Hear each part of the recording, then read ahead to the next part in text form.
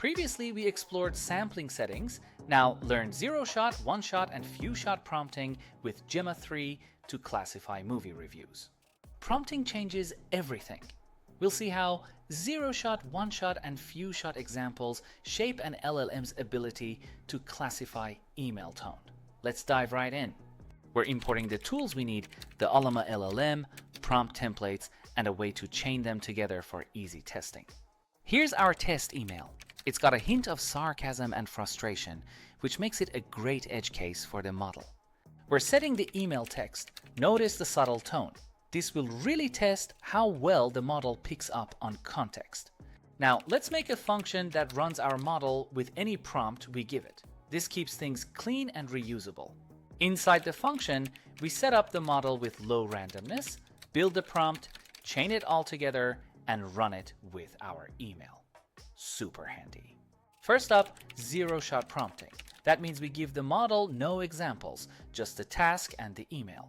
Here's the actual zero-shot prompt. We ask the model to classify the email's tone as polite, neutral, or rude, and leave it to figure things out. Next, let's try one-shot prompting. This time, we'll give the model a single example to learn from. We start by telling the model what to do, just like before. Classify the tone of the email. Here's our one example, a clearly polite email labeled as polite. This helps the model see what we expect. Now we ask the model to classify our test email using the pattern it just saw. Let's level up with few-shot prompting. We'll give the model a few different examples to really guide its thinking. Again, we start by telling the model to classify the tone. Consistency helps the model stay on track. Here's our first example, a polite email labeled as polite. We're setting the standard. Next, a blunt and demanding email labeled as rude.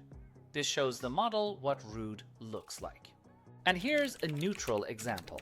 Not too nice, not too harsh. The model now has a full range to learn from. With those examples in place, we ask the model to classify our tricky test email. Let's see if it learned the difference. Time to run all three prompts and compare the results. We'll see how each technique changes the model's answer. We're running zero-shot, one-shot, and few-shot prompts and saving each result so we can check them side by side. Let's print out the email we're testing so you can see exactly what the model is working with. Now for the fun part, let's print the model's predictions for each prompting style and see which one nails the tone best. Thanks for watching. Please hit the like button and don't forget to subscribe my channel.